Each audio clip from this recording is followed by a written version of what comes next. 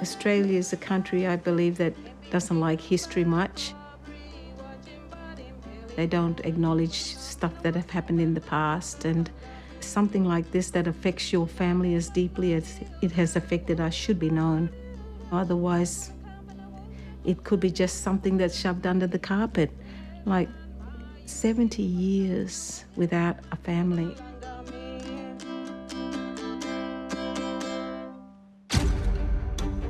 Auntie Mercia and Uncle Jacob got deported.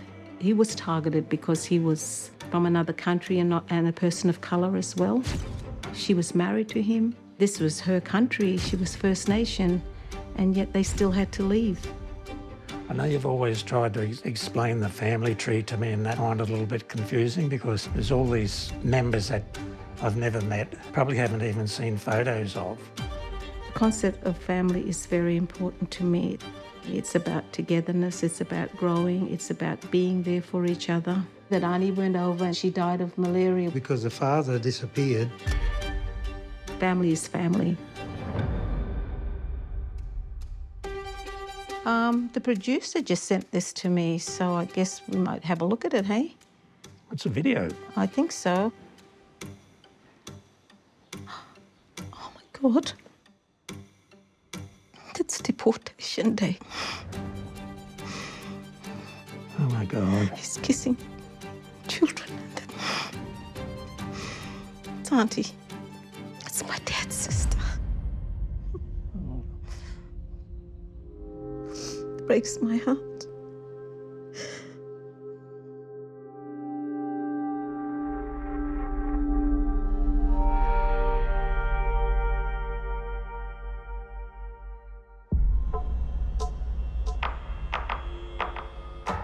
In 1901, Australia was created as a nation of federating the different colonies or states as we know them today.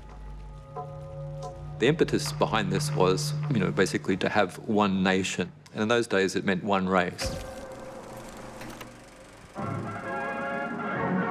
The need for more Australians is obvious. The old world speaks of the troubled Far East. For us, it is the very near north. Teeming millions are on our doorstep.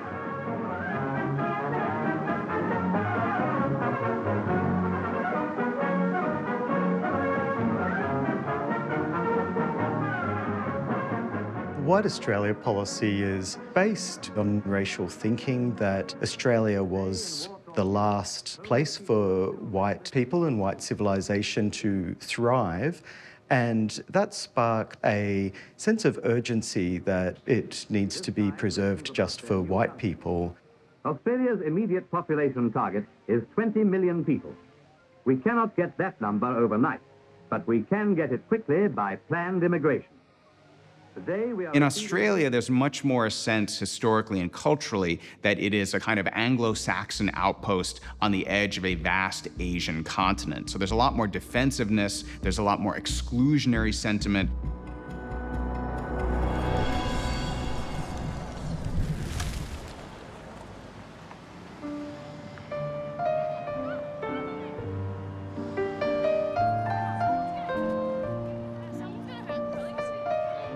Because of my family history, did decide to become a teacher. Thought I could actually do something to raise awareness of such injustices and hopefully encourage our students to do something about it.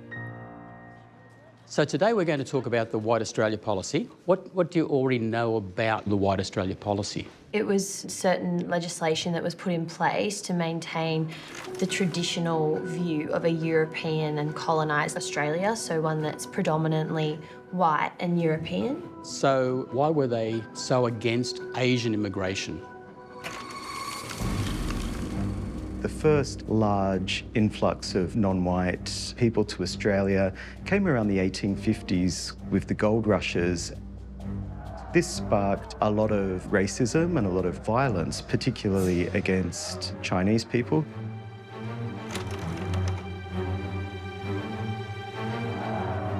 By the 1900s, you have this period in which these Chinese migrants are beginning to move into urban centres, and so there's a lot of rhetoric about they'll take our jobs, they'll undermine the morals, steal our women. So it was the yellow peril. It was very much a visceral belief in white superiority. A nation of mixed race people would damage the national cohesion and sense of national worth. Okay, so I'd like to tell you about my own family that involves the White Australia policy. Tony, that's my dad. So he first came to Australia 1942. So what was happening in the world in 1942? Yeah, World War II started in 1939.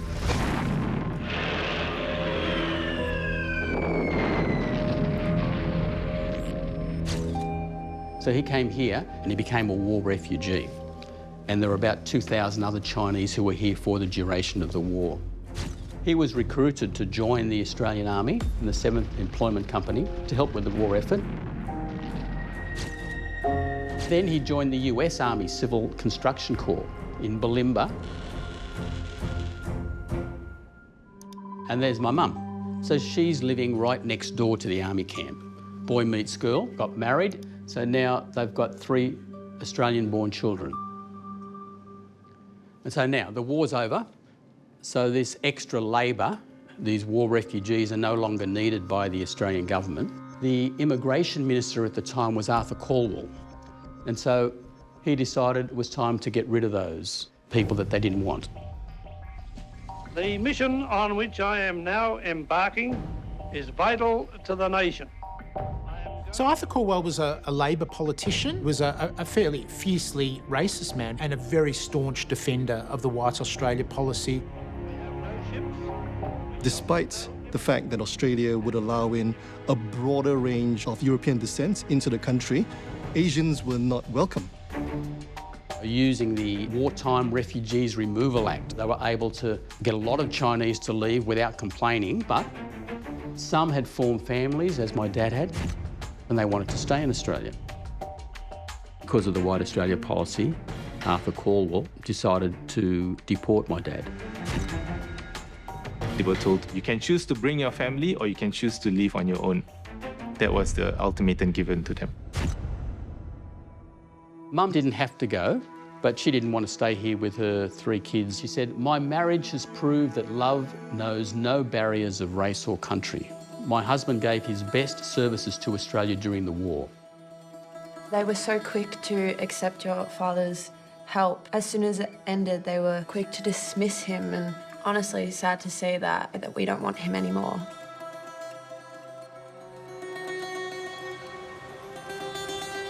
Well, they knew they were going to Hong Kong and they didn't have any job lined up, had nowhere to live, that with 3 young children, it would have been such an uncertain future.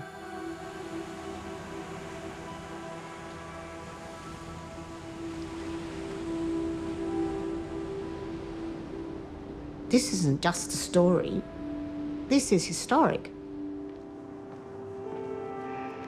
What they have done as 2 just ordinary people in love changed a nation. And I thought that was quite a remarkable thing.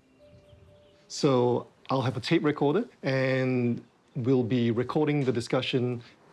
Right. So now tell me a little bit about how your parents met.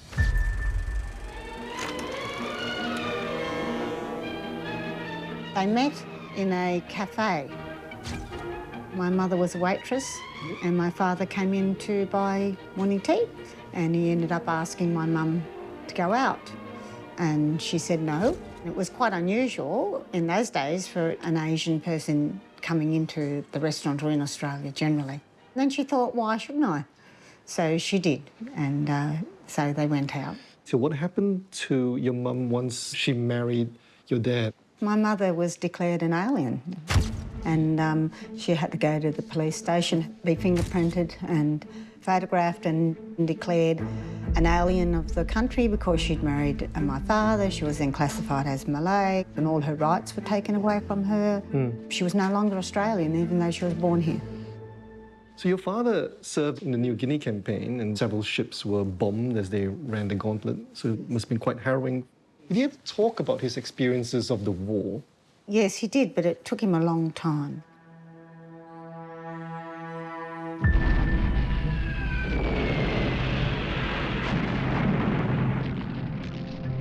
He was badly injured, but it was more the fact that he saw people around him dying. My father couldn't swim, you see. The ship was bombed and he was lucky to grab a piece of timber and found floating in the bay a couple of hours later. On the 30th of January 1948, my father received a letter from Arthur Corwell to say that he had 24 hours to leave the country because he was classified as an illegal immigrant under the White Australia policy. He could not understand why he was being deported since he was a British citizen. My mother and father were devastated. They had no idea whether they would ever see each other again.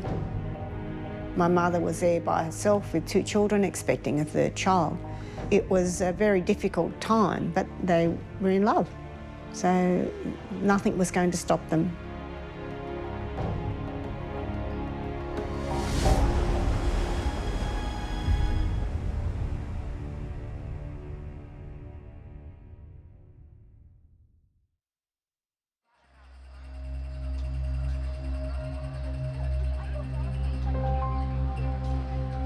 Of the White Australia policy? Well, I think it's good and they should really have it and keep out the coloured races. No, I don't think it's fair. I think that when, you know, different countries that make good citizens, yes, that they should be admitted to the country. Don't you think so? Migration is a very good thing. I think we should stick more to British migrants. Because the coloured races, when they get into a white country, then they want to intermarry, and I don't think it's fair on the children. Tell us about what you think about the White Australia policy. My honest opinion about the White Australian policy. I probably think they should bring it back in and deport everybody that shouldn't be here.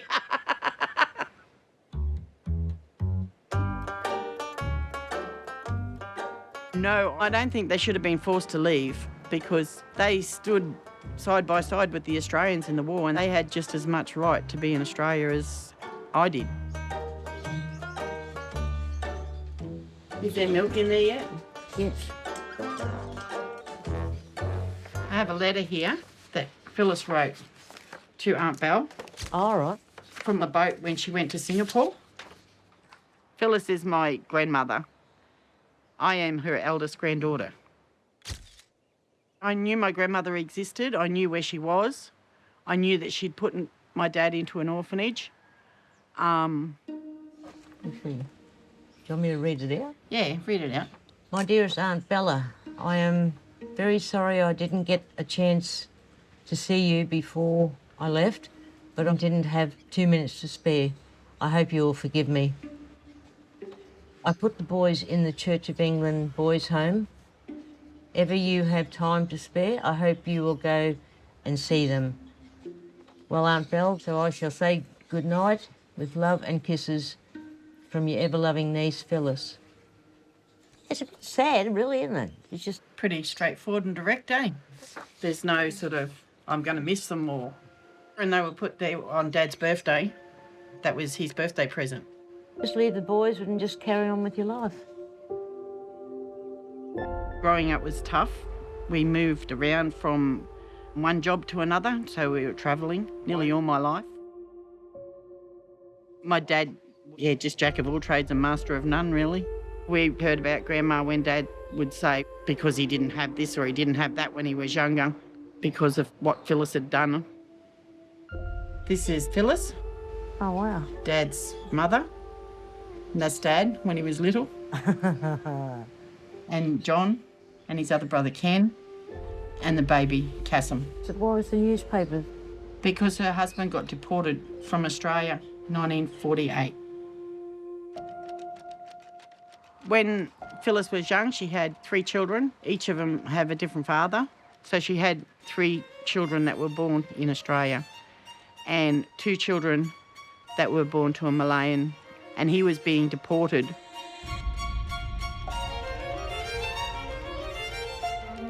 She couldn't take Australian-born children out of Australia, so she had the choice to either go to Singapore with him and build a life there or stay in Australia and try and support 5 kids on nothing.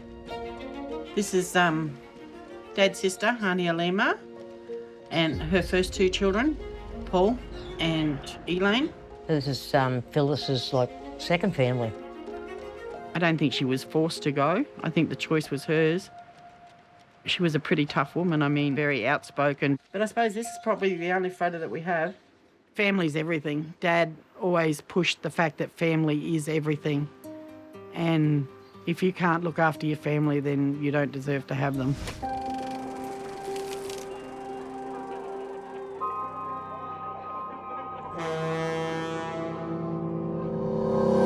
Mum didn't have to go, but she didn't want to stay here with her 3 kids without Dad. And as she says, it would be wicked of me to abandon a good husband and to separate a good father from his 3 sons. What do your brothers remember of living in Hong Kong? These would have been on the boat from passing the equator, September 1950, and that's August 1949. That would have been on the way there. Perhaps one's coming back, I don't know. I was only a baby when we were sent to Hong Kong. The shantytown, it's now called the Walled City in Kowloon. Now, it is probably the most crowded city on earth. At first glance, the streets have the traditional well-kept appearance of the classic British colony. If you probe behind the front, there is the new city of matchbox shacks. While my father was out looking for a job, my mother would stay in the house. My dad's youngest brother would come to protect us from the robbers who were around. Conditions were very unsanitary, and the whole family got sick. Every accessible hillside is honeycombed with tiny huts where rainwater drains under the boards and is then hoarded for drinking purposes. I remember there were a lot of snakes in a gutter, and one of the cooks came out and threw a bowl of boiling water over them, which wasn't good for the snakes, but got rid of them. We had a lot of boils. We had boils on our heads, and my mother had a big carbuncle, like it's a boil, on her arm, and I remember that the hole she had in her arm when it was lanced. Well, living conditions in Hong Kong for the Ang family were atrocious. It was well documented that the children were usually covered with bad rashes, boils, they were malnourished, they did not belong in a physical sense. Marjorie wrote an open letter to the newspapers accusing the Australian government of abandoning not just her children who were Australian citizens by right, but children of a father who had served the country during the Second World War, no less. There was a lot of public support. People were donating money to Mum to be able to get her a ticket to come back to Australia because of their terrible conditions that they were living under.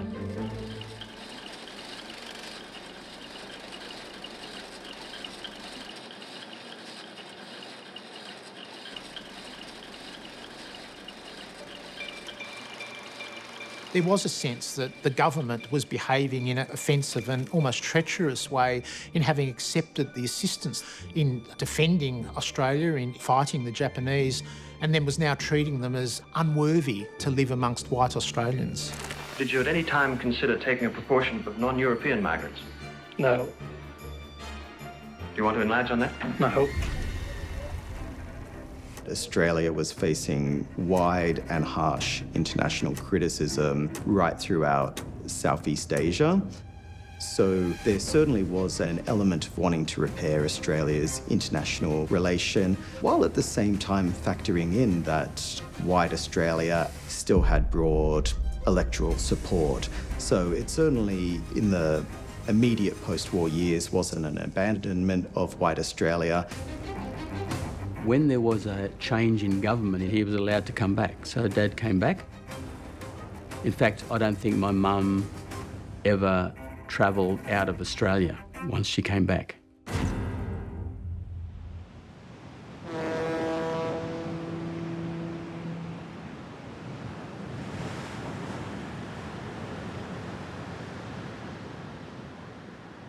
My dad, he decided the only way he could get any money was to go back to Singapore, where he joined the police force, so that he would be seen as an upright citizen. He went to the Australian High Commissioner every day. He'd say, I want to go back to Australia, but it was declined. They said, no, there's no way. So he joined the SS Morella as a seaman and he jumped ship when he got to Sydney.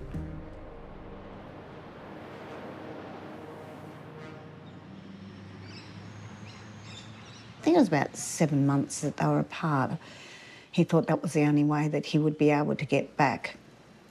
So when Dad got back to Sydney, he went out to work the next day.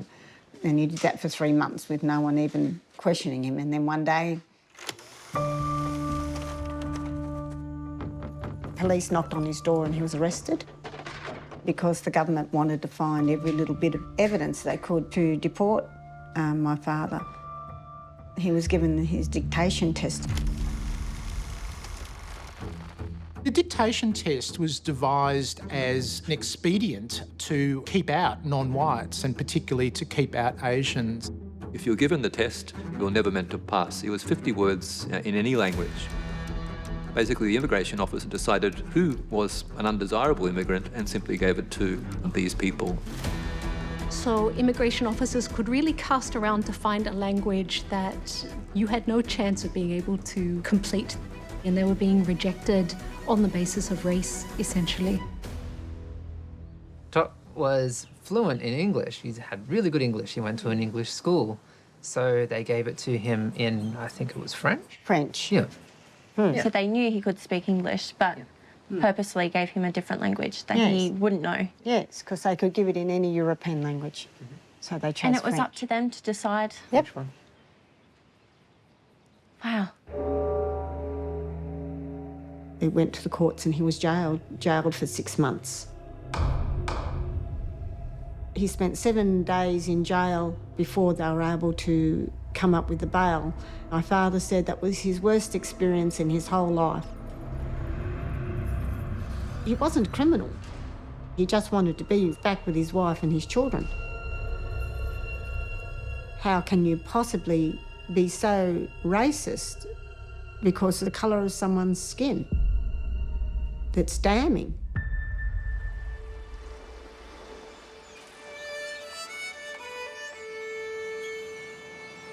What happened to my mum and dad defined their lives. But if you had met them, you would never know that they had been through that traumatic life. And that defined my life. You live through these periods of trauma and you come out a better person.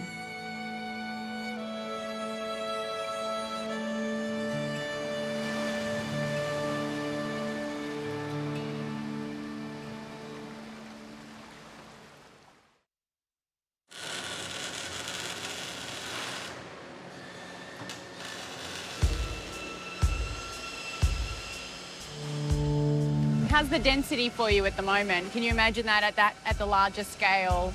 The size of the perforations, they do need to be a bit bigger after the smallest one. The Ouroboros will be the most important piece that I will have created. The budget for this work is 14 million Australian dollars. The engineering has been spectacular because the work is a one-off, so it's quite an undertaking.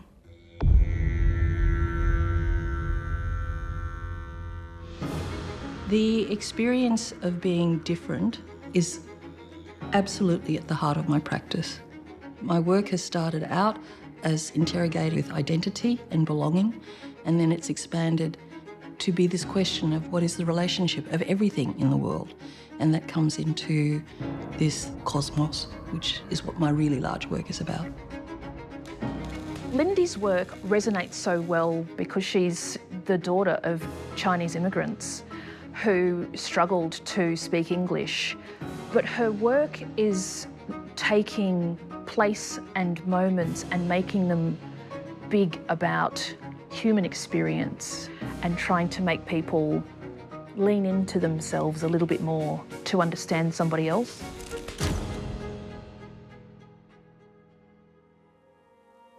I was the only Chinese face in the school, and so you became the target of schoolyard racism.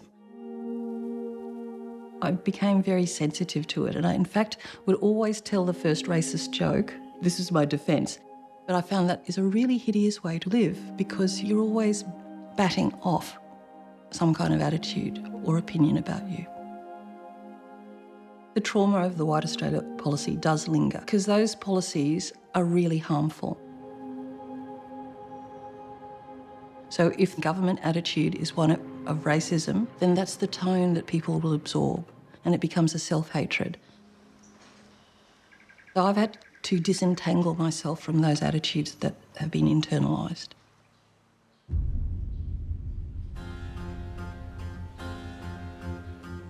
There's just a whole lot of trauma in our family, so we could always feel it, but was never spoken about. And I really didn't experience a lot of discrimination in my younger years. The discrimination I encountered was because I chose a Caucasian, right? Because you married a white woman. Even taking my kids to school, and there was a lot of discrimination then. Well, I just remember it from being in the schoolyard because I didn't feel any sense of belonging. Because you're Chinese. No, it has right? everything, but it was born out of the question, what the hell is this face doing in this culture? And it's this constant interrogation, but it's the strength and willingness to live in the world with this curiosity.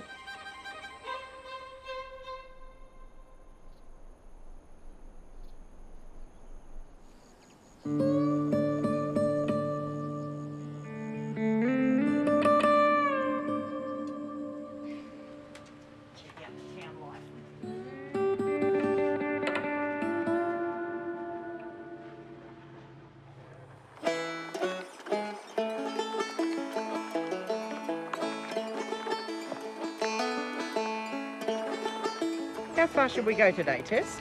Right up to the top of the hill and back? It's about 5 k's, isn't it? Raglan, very small town. There used to be a railway station across the road. Everybody from the trains used to come across to the pub while they filled up with water. Probably a population of about 100 people, if that. Old age retirement village.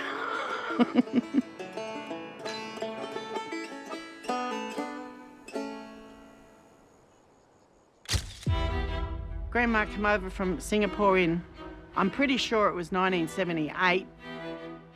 When I first met Phyllis, I remember her being a big lady and cuddly like grandmas are supposed to be, and after that I really don't sort of remember a whole lot.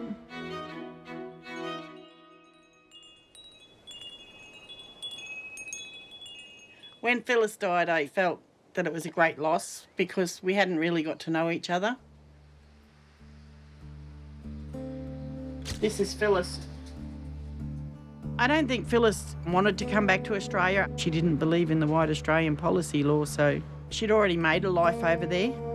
She just wanted the past to be the past and get on with the future. I mean, we have grandchildren and great-grandchildren that are going to come up and they're going to say, well, where did we come from? I don't want them feeling like I did. I guess there was probably a little bit of guilt there because of the 3 children that she did put in the orphanage. I could never have done it.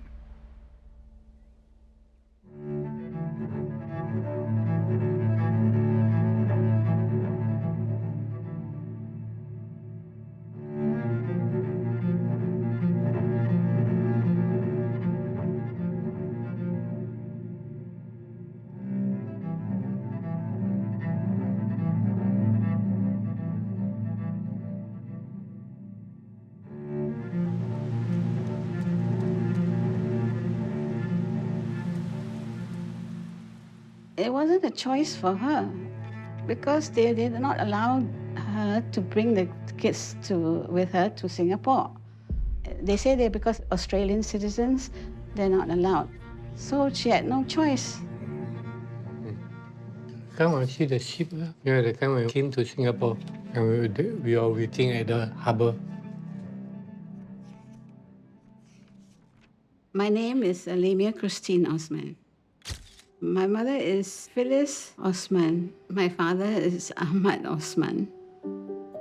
My mother had children, with him. And also she had her own children who were very attached to my father too. Because of the racism, they have to just get him out of the country. The case of Phyllis Osman, there was press coverage in Australia, but it's picked up in Singapore and in Malaya as well. She becomes a critic of the White Australia policy, and you can find news articles where she is regarded as the lone voice speaking out from Southeast Asia. Yeah, we lived in Kampong Jago, at the foot of Mount Faber. It must have been quite an experience for her, moving from New South Wales to Singapore and a village. I don't think it's easy for anyone, but I think she would be a source of curiosity. She did teaching. She was also involved in nursing the St. John's ambulance. So she has to show that she's more than capable, because she doesn't want to let down herself for Australians to say, look at that woman, she's in the slums or something like that. She doesn't choose to go back, which is the decision that Phyllis takes when the deportation order on her husband is overthrown. They'd settled down here quite well, and she certainly does love the sense of community and the sense of purpose that she has in terms of helping people, helping others.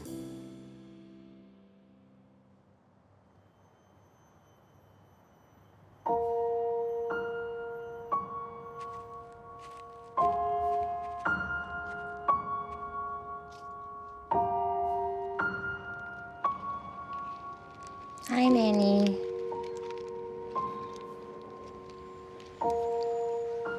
I was like super close. She was the only grandparent, really, that we had.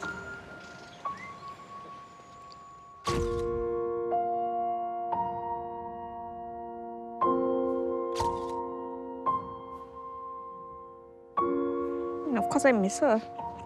But yeah. I'm just thinking that I wasn't around when she passed away, But she knew and you knew. Mm-hmm. But she never wanted to hold us back. Yeah, that's right. I guess her influence in our lives are quite a lot, I must say, actually. I think more than we maybe realize. In the end, she came off better down here, you know, and she had a good life. Oh, she's made peace long ago, before she passed away already, because she lived up until 91.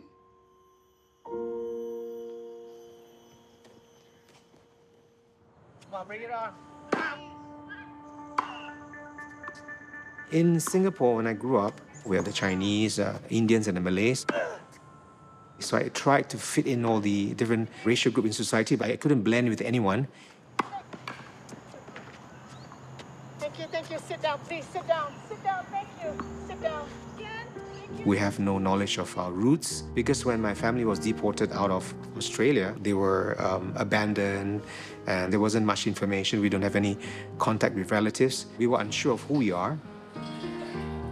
So I did this DNA testing, and I got more confused than ever before, because we have Indonesian, Thai, Khmer, Myanmar, 41%. Filipino and Austronesian, almost 21%. We have Chinese DNA, 15%. Yes.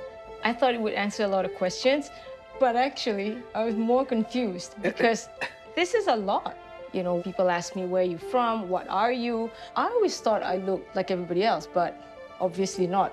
We are literally the epitome of multiracial because we are so mixed up. We didn't know where to draw that tradition or culture from. Mom used to say that she knew stories of having relatives in Australia, but not knowing exactly where. I think it's been about 70 years since we got separated from them. After the passing of my mother, I think I need to reconnect with my family members, especially my ancestors, because my mom spent her whole lifetime trying to look for them, but she's not successful. Very sad, but at the same time, I know my obligation is to find her family in Australia.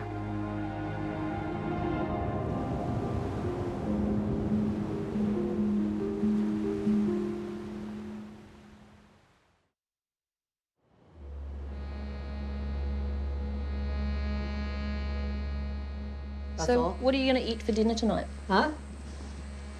Tonight? Got no idea. My mother is the most extraordinary woman. She is a refugee from the Chinese Revolution.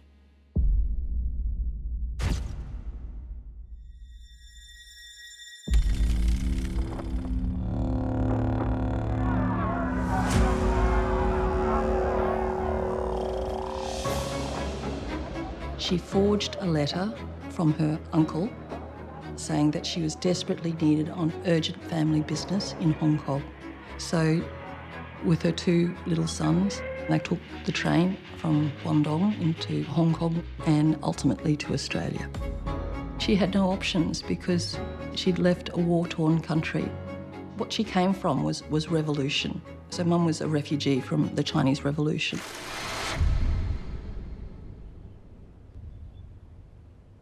And when you first came to Australia, what did you think? How did you feel? I feel I can't speak, I can't do anything. I'm feeling going back, but I can't. You had to leave China because of communist revolution. Yeah. Yeah? That time, very bad time. But you come to Australia, and Australia is a complicated situation. Were you nervous? A little bit. Some people, not all bad, not all good.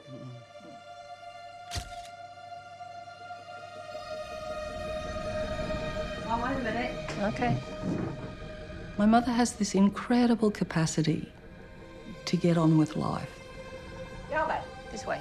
Yeah. Okay. She kind of exiles the difficult attitudes when she first arrived in Australia because she has to be gracious and grateful to the host at whatever cost. And that's why she can't speak of the discomfort of the White Australia policy. She'll just shut that away. So talk about story.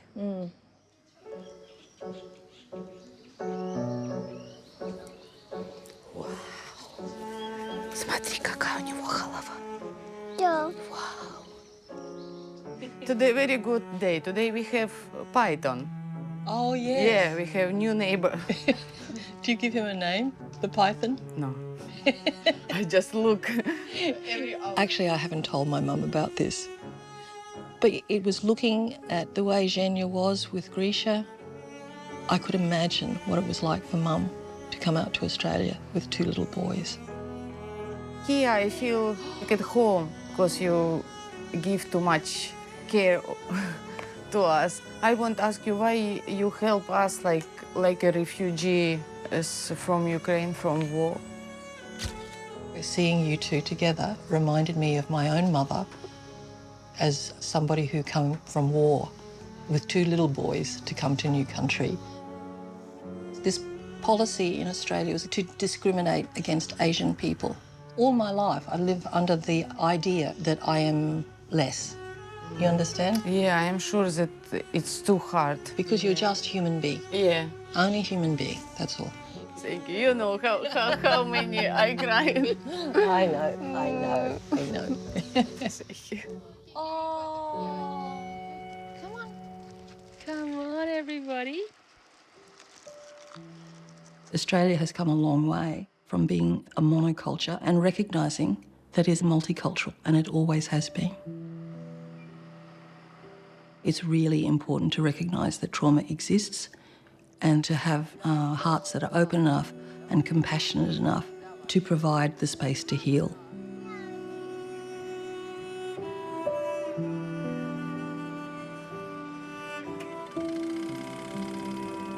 We exiled people, we excluded people, we sent people away. We're still trying to unwind the ramifications of distrust, hate, and probably the key ingredient to racism, in my opinion, is fear. Australia has much to be proud of. But Australians need to be aware that we do have a dark history of discrimination against non-white people, and we haven't quite worked out how to tell that story.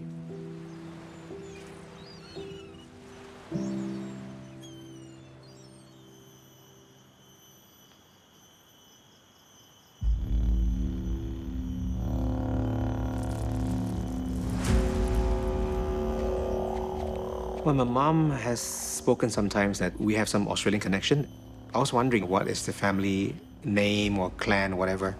I discovered it was Ahmad. So with that name, I searched around the internet until I chanced upon a group called the Ahmad family on Facebook. Someone replied in Australia and said that, hey, I might be your cousin. That's when I discovered more about my grandparents' deportation. I didn't know the story behind it. One day, Samsung called me up. Say, brother, I found our Australian family. So that is where we get more info about how they come about to Singapore.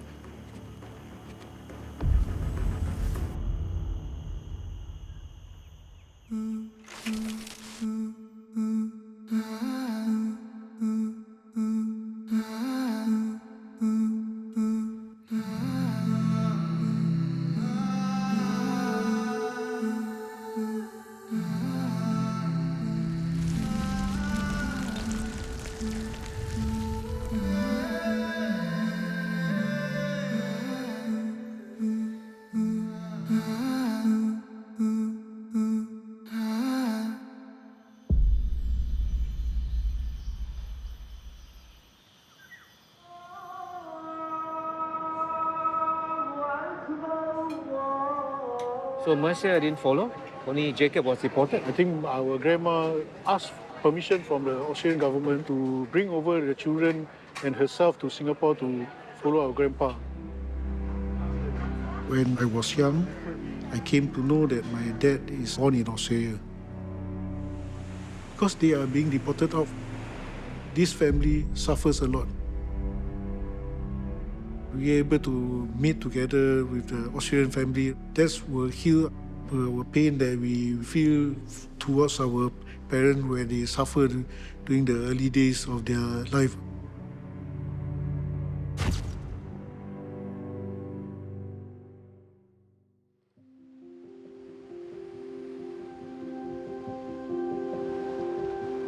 There were two birds hanging around yesterday morning just outside the living room window. They were just fluttering at the window, coming up, looking in. And my sister said to me, "Oh, that's a sign, isn't it?" I said, "Yes, it is. It's very spiritual to us." We're happy that we were all coming to this conclusion with the boys coming over to reconnect after almost 70 years.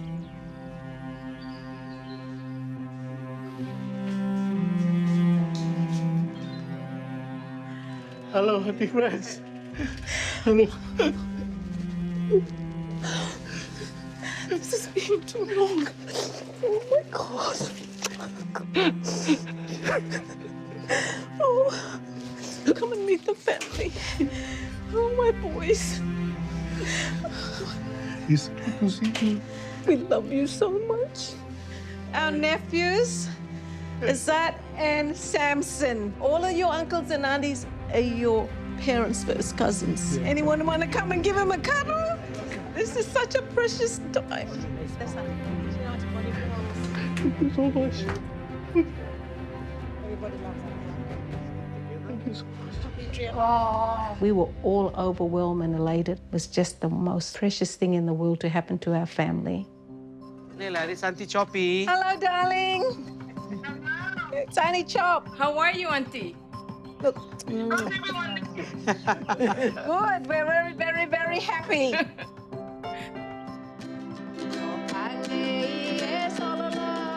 Society has moved on, but I think there's also a lot of people out there that still remember the past.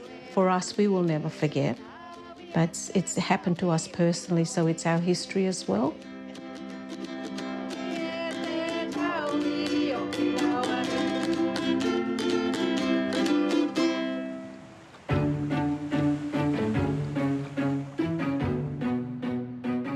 See that hole in the wall? Yeah. On the 11th of November at 11 a.m, the light comes through there and shines directly onto Greater Love Hath No Man. Wow. Remembrance Day.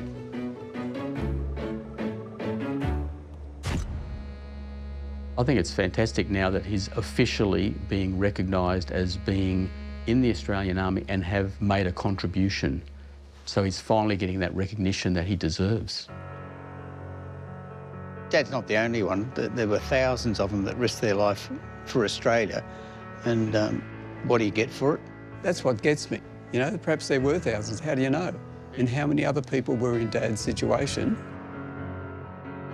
If I had the ability to send a message to my parents, I would love for them to see how well we as a family have done as people who were not wanted in Australia, and now we've all, in our own way, contributed to Australia and its progress. I'd like to introduce fresh feet into Australia, all the way from Singapore. Probably taken about 70 years. Hello, how are you? Hi, Jackie. Auntie Jackie, darling, oh, pleasure to see you. I'm so happy to see you. Samson is looking for that connection to family and where he belongs. And now that that contact's been made, they have a sense of real family. I'm your Auntie Daisy on Yes. Oh my God, my darling. If my parents were to know about me finding the relative over in Australia, I think they should be very, very happy because in Singapore, I don't have many family with me. I'm very, very excited to know who I am right now. Over 50 years, we were always in the dark. I didn't know where I come from. I'm proud to say I'm a descendant from Thursday Island, an Australian Aboriginal, and I'm very proud of it. I feel that my mom's wishes are fulfilled. Then I wish she was there.